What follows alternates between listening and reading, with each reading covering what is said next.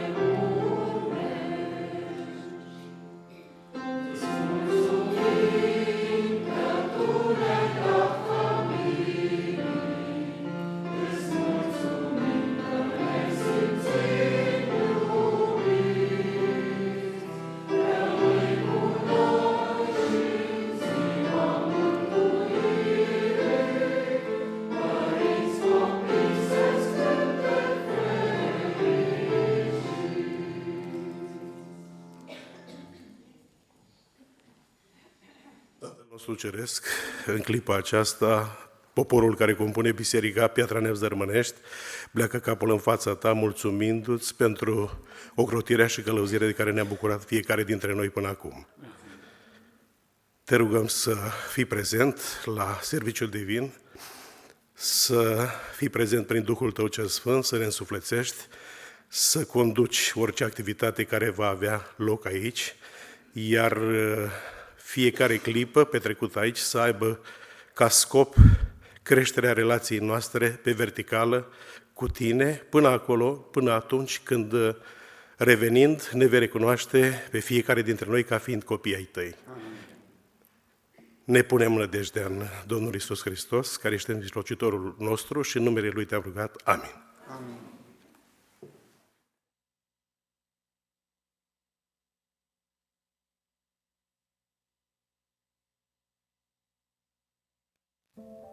Autorul C.S. Lewis spune că Tatăl nostru ne încântă în călătorie cu niște hanuri plăcute, dar ne încurajează să nu le confundăm cu propria locuință. Putem fi atât de concentrați asupra binecuvântărilor materiale pe care ni le dă Dumnezeu, încât să uităm ale cui sunt. Bunurile noastre nu sunt de fapt ale noastre. Banii, casele, investițiile, hainele, mobila, uneltele și chiar talentele ne sunt încredințate ca un test, pentru a se vedea dacă le folosim pentru interese veșnice sau în scopuri egoiste. Suntem chemați, instruiți și înzestrați să fim peregrini grăbiți pe cale. Misiunea noastră este simplă, dar foarte importantă: să-i ajutăm pe oameni să-și îndrepte privirea spre Hristos. Procedând astfel, vom primi și noi puterea de a ne ține privirea ațintită spre El. Dumnezeu a ales să-și susțină și să-și finanțeze misiunea cu talentele și bunurile pe care ni le-a încredințat. Ce privilegiu! Ne îndreptăm spre o țară mai bună. Așadar, haideți să-i cerem Tatălui nostru Ceresc să ne ajute să trăim simplu și să nu ne lăsăm împovărați de lucrurile acestei lumi. Foarte curând, tot ce se află aici va fi lăsat în urmă. Să ne continuăm alergarea, lăsând deoparte orice povară care ne-ar putea încetini. Acum, când ne înapoiem zecimea și darurile, să ne lăsăm dorințele la urmă și să-L punem pe Dumnezeu pe primul loc. Colecta de astăzi este destinată bugetului bisericii locale.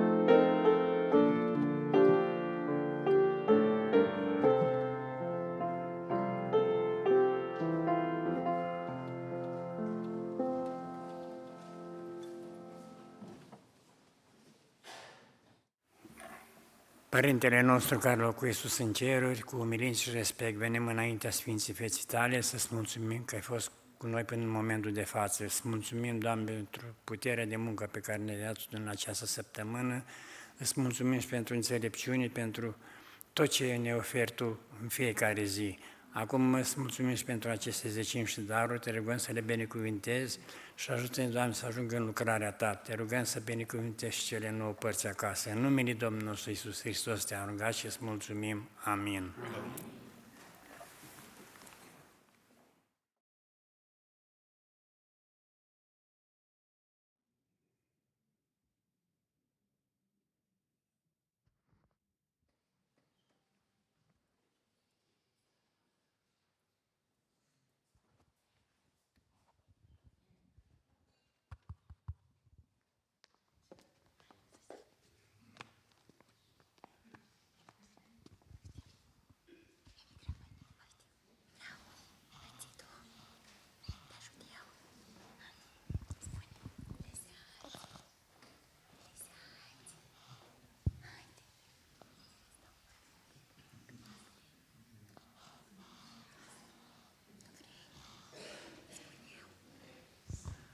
Lăsați copilașii să vină la mine și nu-i opriți, căci împărăția cerurilor este a unora ca ei.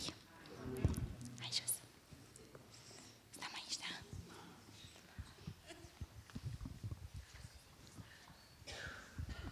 Ce s-a întâmplat? Stai emoționat. Stai emoționat. Hai că să cântați asta.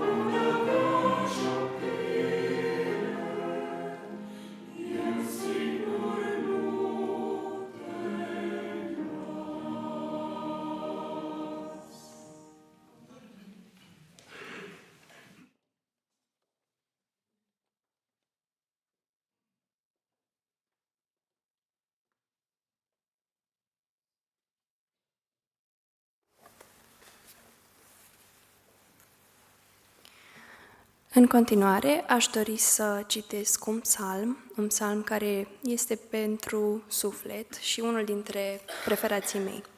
Psalmul 139. Către mai marele cântăreților, un psalm al lui David.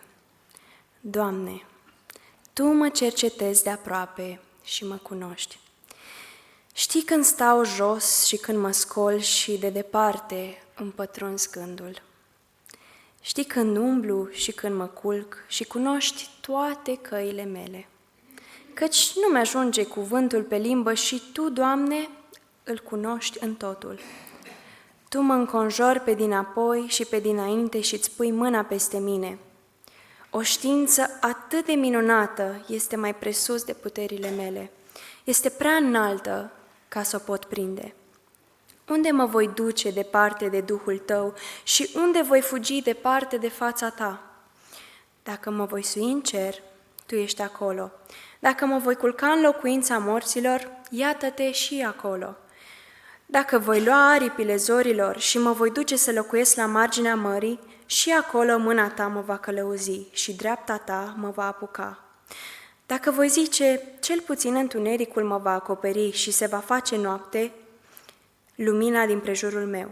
Iată că nici chiar întunericul nu este întunecos pentru Tine, ci noaptea strălucește ca ziua și întunericul ca lumina. Tu mi-ai întocmit rărunchii.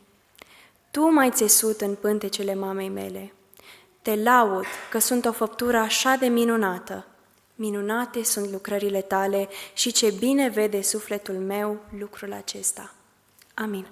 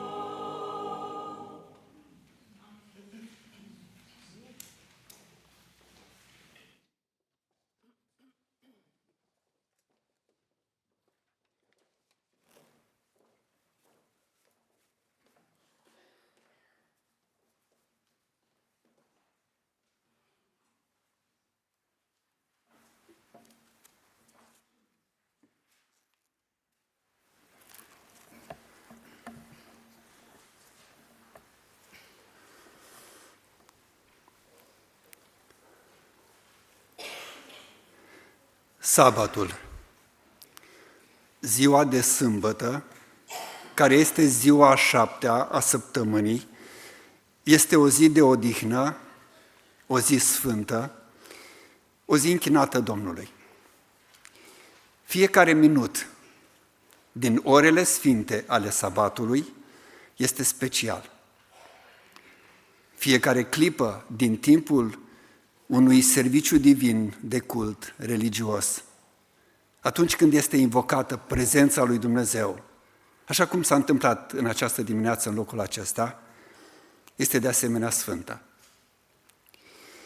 Cred din toată inima mea lucrul acesta și doresc ca pacea lui Hristos să fie aici, în mijlocul nostru. Iar Duhul Sfânt să călăuzească și să inspire atât pe vorbitor cât și pe ascultător și să aducă acea liniște și acea pace de care fiecare dintre noi avem nevoie. Și hotărârile pe care le luăm aici să fie luate împreună cu Dumnezeu. Am început în felul acesta legat de sabat și de ce reprezintă sabatul pentru noi, pentru că în dimineața aceasta am primit un mesaj pe telefon din partea unui frate drag, care l-am ascultat puțin, am ascultat tot mesajul, în care se spunea că lideri religioși din România spun că sabatul este depășit. Oameni care spun, care studiază Scriptura și o au în mână, predică Evanghelia și spun că o predică așa după cum este ea. Spun că sabatul nu mai este valabil.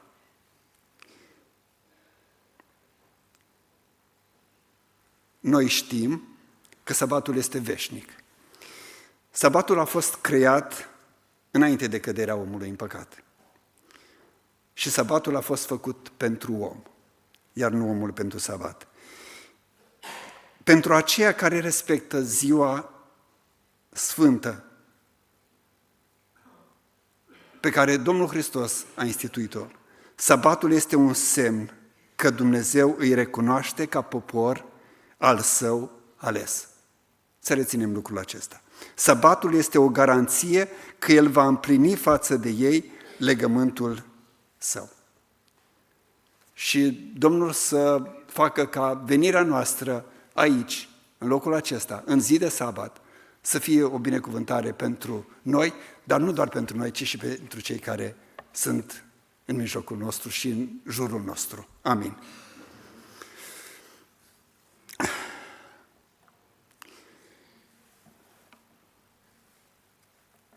Doresc ca venirea Domnului nostru Iisus Hristos, care este atât de aproape, să ne găsească îmbrăcați cu haina neprihănirii sale, care este fără pată, fără zbârcitură sau oriceva altceva de felul acesta, ci sfântă și fără prihană. Sabatul acesta, probabil că v-ați dat seama de ceea ce se va prezenta în această dimineață. Au trecut copiii, a cântat corul și ultima piesă a corului a fost părinți și copii, copii și părinți. Sabatul acesta este un sabat al familiei. M-am gândit serios și profund la subiectul acesta și aș vrea să mulțumesc lui Dumnezeu pentru familia mea. Nu sunt cel mai bun soț și nu sunt un tată desăvârșit. Lupta continuă și continuă cu fiecare dintre noi. Și chiar dacă aș fi îndreptățit, poate să nu prezint acest subiect, ci poate altcineva ar putea să-l prezinte. Vreau să-l prezint pentru că Biblia mă încurajează să fac lucrul acesta. Și aș vrea să Deschideți împreună cu mine Cuvântul lui Dumnezeu, Biblia, în Romani, capitolul 9, și de aici să citim primele 3 versete. Haideți să citim împreună. Spun adevărul în Hristos, nu mint. Cugetul meu, luminat de Duhul Sfânt, îmi este martor, că simt o mare întristare și am o durere necurmată în inimă, căci aproape să doresc să fiu eu însumi anatema, despărțit de Hristos, pentru frații mei, rudele mele trupești. Cu alte cuvinte, familia mea. Un alt bărbat al credinței a spus aproape identic același lucru. Vă amintiți? Mai bine șterge-mă pe mine din cartea ta pe care ai scris-o, dar lasă-i pe ei. Iartă-i, Doamne! Nu le ține în seamă nelegiuirea, nu le ține în seamă păcatul. Și vreau să mai aduc încă un personaj în această dimineață. Iuda, unul din cei 12 copii ai lui Iacov. Cunoaștem foarte bine întâmplarea. Erau în Canaan, hrana se terminase, foamete mare, Iosif era deja în Egipt și toți frații merg în Egipt pentru a aduce hrană pentru ca să poată trăi mai departe. Ajung în Egipt, Iosif îi recunoaște și întreabă: mai trăiește tatăl vostru? Mai aveți vreun frate? Nu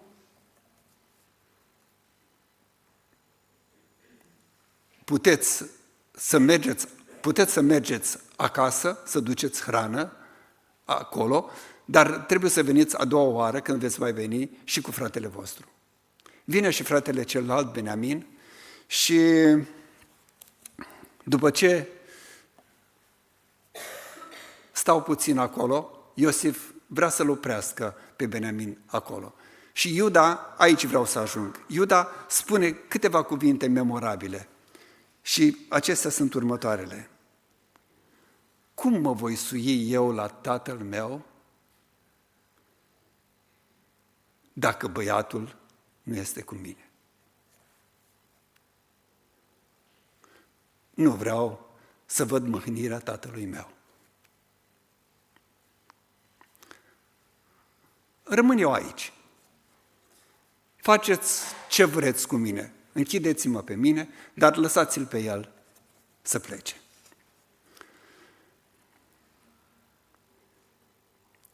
Mesajul din această dimineață are următorul titlu: Toată casa mea. Cum aș putea să mă duc să mă sui la tatăl meu dacă băiatul, dacă fata, dacă tata, dacă mama, dacă fratele, sora, soția, soțul nu sunt cu mine? Pot să mă duc să mă prezint înaintea Tatălui, așa? Venirea Domnului este atât de aproape. Se aud pașii venirii sale. Semnele venirii sale sunt atât de vizibile și le vedem fiecare cu ochii noștri. A mai rămas puțin timp. Și întâlnirea pe care o vom avea cu toții, împreună cu Mântuitorul nostru, va fi posibilă. Lipsește cineva? Este întrebarea. Și mai e o întrebare. Unde ți este turma care ți-a fost încredințată? este cu tine?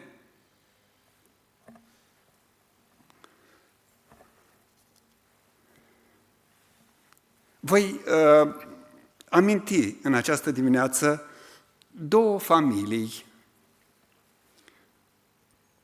din Sfânta Scriptură pe care să le luăm ca pildă de urmat pentru viața noastră, pe care o avem de dus în continuare, atâta timp cât Dumnezeu va mai îngădui să locuim pe pământul acesta și până când El va veni pentru a-și lua acasă poporul Său. Prima familie este familia în care a crescut Domnul și Mântuitorul nostru Iisus Hristos. Iar cea de-a doua familie este familia lui Ioan Botezătorul. Și voi scoate în evidență două ziceri ale Domnului Hristos, pe care le voi aminti, poate de mai multe ori. Prima zicere este: cine are urechi de auzit, să audă. Și cea de-a doua zicere: cine citește, să înțeleagă. Familia în care a crescut Domnul și Mântuitorul nostru Iisus Hristos. Părinții, Iosif și Maria, cetățeni ai unei localități. Localitatea Nazaret. De ce Domnul Hristos a trebuit să locuiască în Nazaret și nu într-o altă localitate? Mă uit în sală și văd cetățeni, frați și surori ai mai multor localități, care locuiesc în aceste localități. Piatra Neamț, Săvinești, Roznov, Piatra Șoimului, Sărata, Girov, Bodești, Pângărați. Locuitorii din Nazaret aveau o reputație proastă. Poate ieși ceva bun din Nazaret, a spus Natanael, atunci când a fost chemat să urmeze pe Mântuitorul, pentru a-i fi ucenic. Și răspunsul a fost: vino și vezi. Printre oamenii buni și credincioși și cu frică de Dumnezeu din acea cetate, Nazaret, și mă gândesc la Iosif și Maria, erau acolo și oameni răi, și nu doar răi. Știți cum îi numește Biblia? Erau oameni stricați în acea localitate. Li se dusese vestea, numele de așa oameni. Cu toate acestea, Domnul Hristos a fost așezat, a fost pus să locuiască chiar acolo. De ce? Cu ce scop? Același scop cu care fiecare dintre noi suntem așezați în localitățile noastre. Și l-am menționat pe fiecare dintre ele. Nu suntem acolo așezați doar pentru că locuim și avem o casă acolo, ci pentru fiecare dintre noi suntem așezați acolo cu un scop. Vreau să citesc câteva perle din Cartea Hristos, Lumina Lumii, pentru a ni le însuși fiecare dintre noi. Era necesar ca el să vegheze necontenit pentru a-și păstra curăția, chiar acolo printre oamenii răi și stricați. A fost supus tuturor luptelor pe care trebuie să le ducem și noi. De ce? Pentru ca să ne fie pildă în copilărie, în tinerețe și la maturitate. Ispita, sărăcia și greutățile sunt adevărata disciplină necesară pentru dezvoltarea curăției și tăriei de caracter. Tot timpul cât a trăit printre oameni, Mântuitorul nostru a împărtășit soarta celor săraci. Prin exemplul său ne-a învățat că avem datoria să fim harnici, că lucrarea noastră trebuie să fie îndeplinită cu precizie și perfecțiune. Și că o astfel de lucrare este onorabilă. Așa a făcut Domnul Hristos și așa suntem învățați să facem și noi. Toți trebuie să găsească ceva de făcut, care să fie de folos pentru ei înșiși, dar nu doar atât. Asta ar însemna egoism. Nu doar pentru ei înșiși, ci să fie de folos și pentru alții.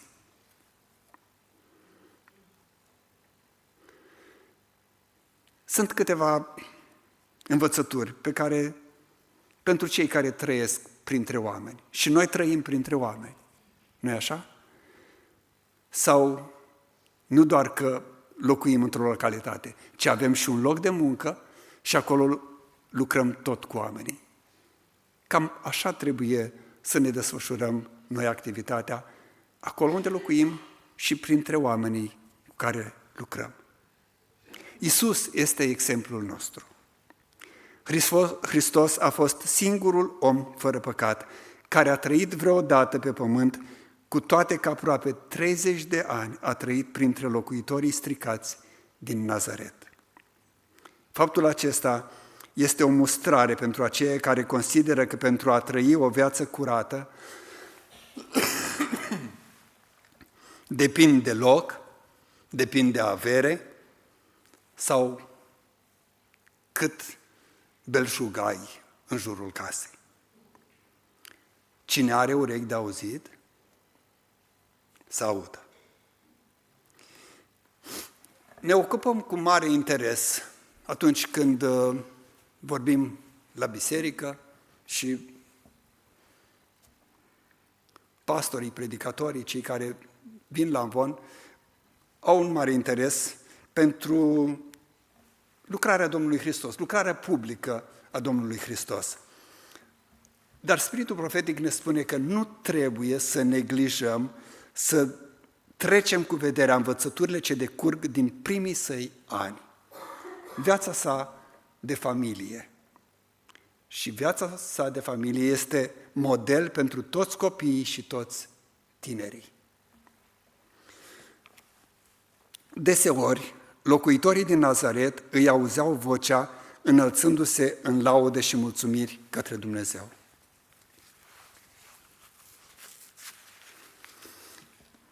Prin cântec, el era într-o continuă comuniune cu cerul. Și nu avea nici microfon, nici negativ și nici alte artificii, ci vocea lui curată și melodioasă era auzită de locuitorii din Nazaret. Cum ar fi ca în timp ce suntem în grădină, la munca noastră, să se audă din vocea noastră: ce fericire am pe Iisus! Asta mă face vesel nespus, că sunt moștean al cerului înalt, că mântuire eu am aflat. Din viața sa, din viața Domnului Hristos, se revărsau râuri de iubire și de bunătate. Cine erau beneficiarii acestor râuri de iubire și de bunătate? Bătrânii întristați și împovărați. Existau și atunci, în zilele Domnului Hristos, în localitatea în care locuia, bătrâni întristați și împovărați. Câtă bucurie poți face unui bătrân ajutându-l să facă ceva ce pentru el este foarte dificil. Și sunt diferite metode de a ajuta un bătrân, de a-l ajuta să treacă strada, de a-i lua bagajul și a-l duce până în fața blocului, în fața porții. Sunt atât de multe lucruri pe care putem să le facem. Domnul Hristos a făcut lucrul acesta atunci când era acasă, în copilărie. Copiii la joacă în bucuria lor nevinovată. O altă categorie din cei care Domnul Hristos își revărsa râuri de iubire și de bunătate. Mi-amintesc acum că sabatul trecut, după amiază, am venit în curtea bisericii și câțiva copii erau cu trotineta și se jucau în curtea bisericii. Unul din frații noștri mai în vârstă, bine intenționat, i-a făcut puțin atent pe unul din ei și a spus, uite, încă este sabat, ar fi bine să lași trotineta până după apusul soarelui. Și mă gândeam la studiul lecțiunii de astăzi. Ce pentru unul este păcat, pentru altul nu mai este păcat. Și m-am dus l-am văzut că era trist, a lăsat trotineta, m-am dus la el și i-am spus, nu e așa că nu prea ți-a plăcut ce ți-a spus fratele? Și el se uită la mine și mă întreabă, dar dumneavoastră v-ar fi plăcut dacă ați fi fost copil? Și i-am mai pus o întrebare, dar crezi că a spus bine ce a spus? Da, a spus bine, mi-a răspuns copilul, a răspuns bine, numai că nu prea mi-a plăcut cum a spus. Din viața sa, din viața Domnului Hristos, se revărsau râuri de iubire acestor copii în joaca lor nevinovată, fără să fie întristați, fără să fie indignați.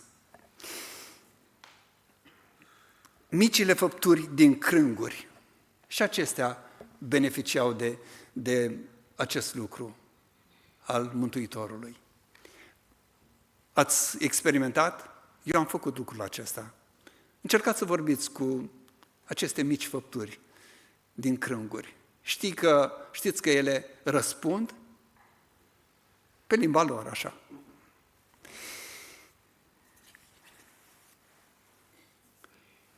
Către cine se mai revărsau râuri de iubire și de bunătate?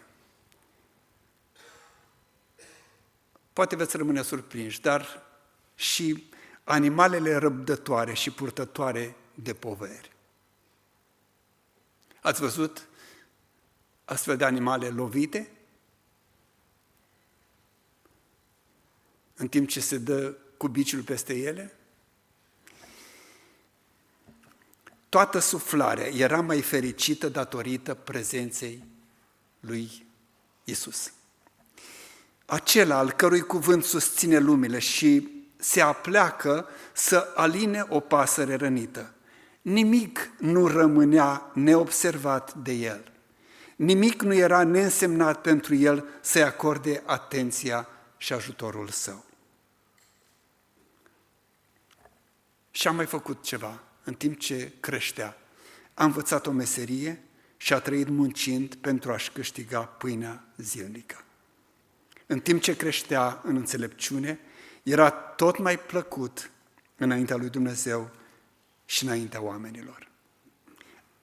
Atrăgea simpatia tuturor inimilor, arătându-se în stare să iubească pe toți oamenii. Dacă El este exemplul nostru, putem fi și noi la fel. Adevărat? Cea de-a doua familie, Ioan Botezătorul, înainte mergătorul lui Hristos. Bătrânul preot Zaharia și soția sa Elisabeta erau părinții. Se spune despre acest cuplu că amândoi erau neprihăniți înaintea lui Dumnezeu și prin viața lor liniștită și sfântă, lumina credinței strălucea ca o stea în mijlocul întunericului acelor vremuri. Acolo, în localitatea în care ei își desfășurau activitatea. Această familie și-a dorit un copil și s-au rugat pentru lucrul acesta mulți ani. În timp ce slujea la templu, îngerul îi vorbește și îi spune lui Zaharia: Zaharia, rugăciunea ta a fost ascultată. Vei avea un fiu. Și îi spune și numele cum îl va chema. Îl va chema Ioan. Zaharia se îndoiește pentru că omenește, vorbind, nu mai era posibil. Erau amândoi în vârstă. Totuși Dumnezeu își împlinește făgăduința. În timpurile acelea în care Ioan se naște și crește în mijlocul familiei sale,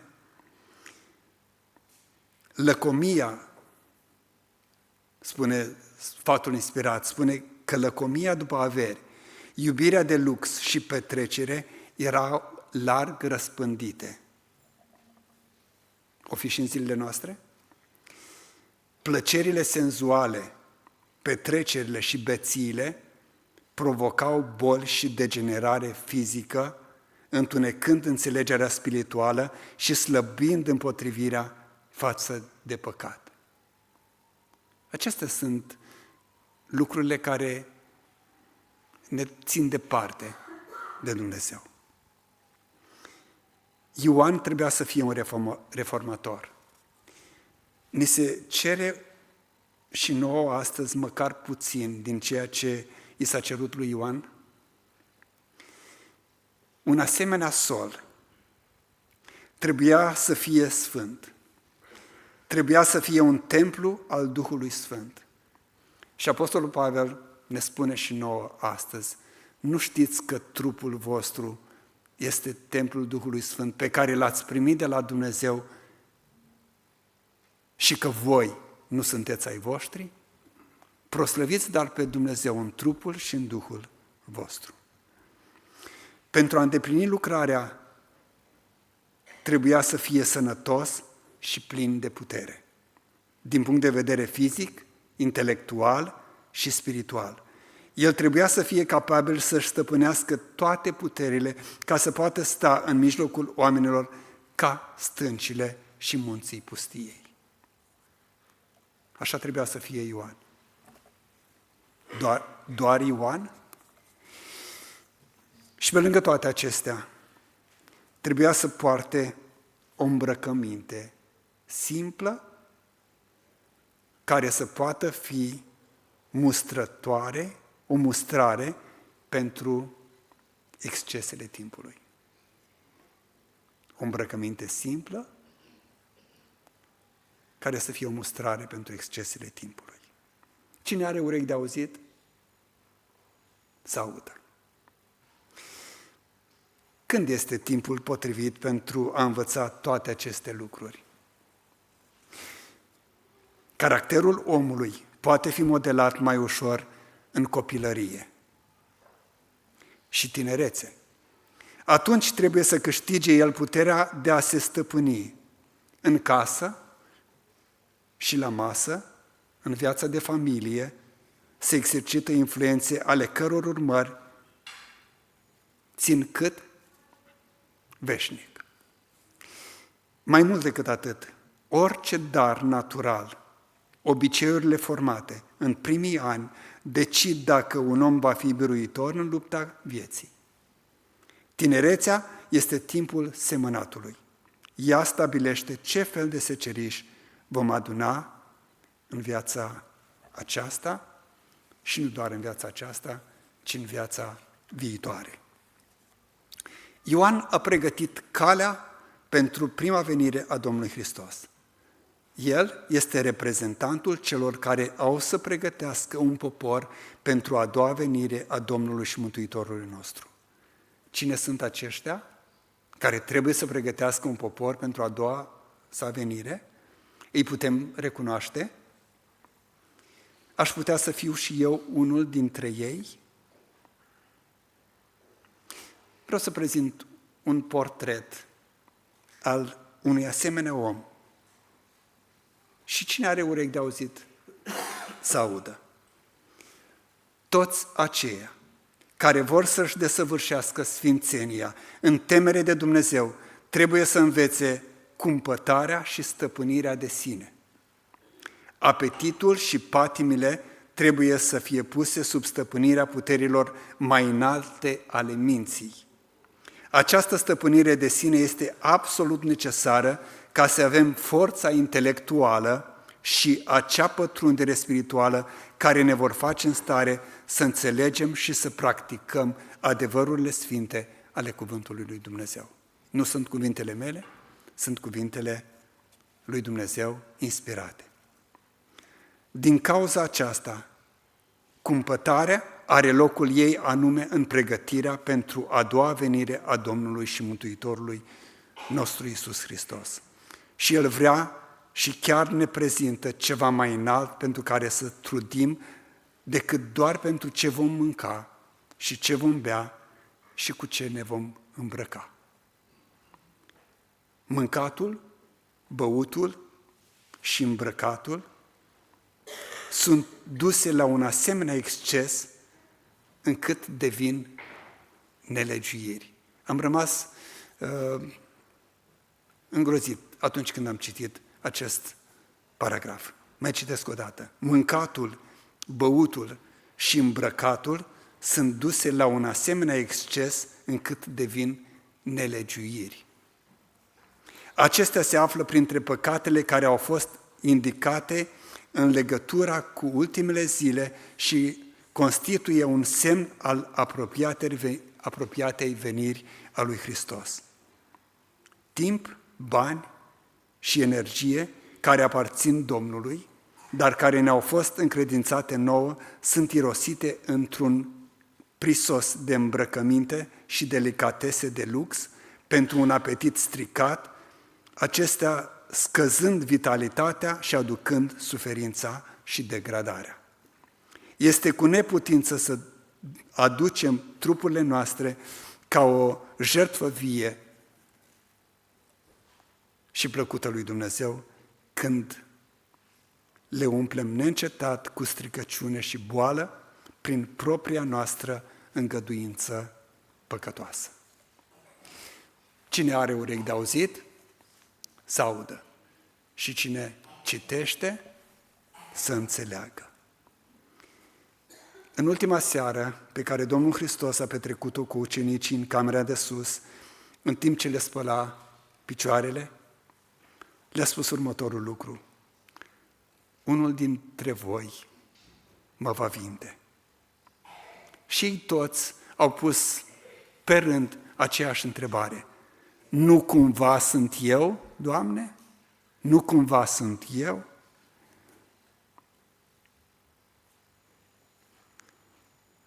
Vreau să-mi pun și eu în această dimineață aceeași întrebare. Nu cumva sunt eu cel care are urechi de auzit și nu aude? Nu cumva sunt eu cel care citește și nu înțelege? Ce fel de oameni, ce fel de familii ar trebui să fim noi printr-o purtare sfântă și evlavioasă, așteptând și grăbind ziua revenirii Domnului nostru? Cum aș putea să mă sui la tatăl meu dacă băiatul, dacă fata, dacă soțul, dacă soția, dacă fratele, sora, vecinul, dacă vreți, nu este cu mine? Facă Domnul ca la venirea Lui, care este atât de aproape, noi toți cei prezenți în locul acesta, în această dimineață, să putem spune cuvintele acestea: iată-mă, Doamne, împreună cu toată casa mea. Amin.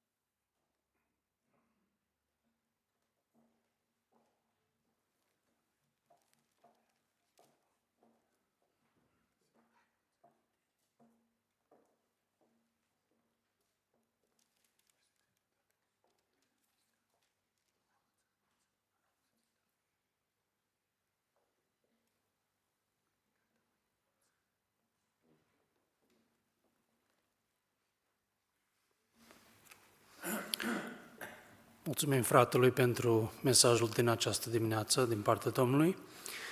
În continuare vom închide serviciul divin din această dimineață, intonând împreună imnul 671. Este Ești pe calea mântuirii.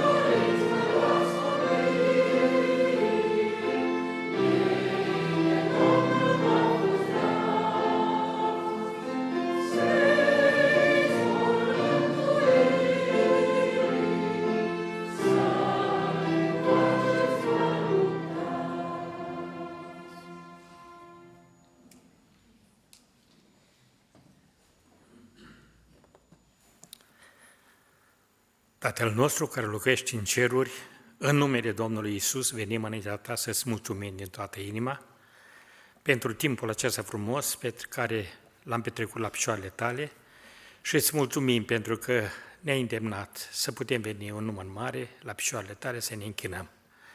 Îți mulțumim pentru solia care am auzit-o și în clipa aceasta și pentru cuvântul de la școala de sabat, fă ca să putem fi transformați prin puterea Duhului Sfânt, să înțelegem că ne vorbește inimile noastre pentru timpurile acestea și să luăm aminte ca să putem să ne formăm caracteri pentru împărăția ta.